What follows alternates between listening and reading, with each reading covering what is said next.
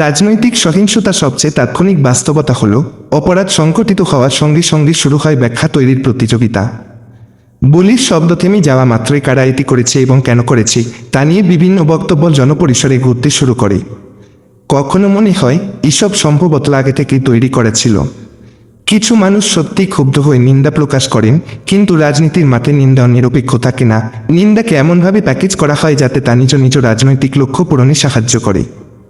শরীফ ওসমান বিন হাদির বেলায়ও ব্যতিক্রম হয়নি।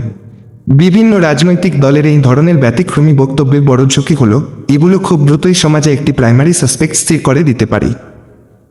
তখন তদন্তকারীদের ওপরও চাপ তৈরি হয়।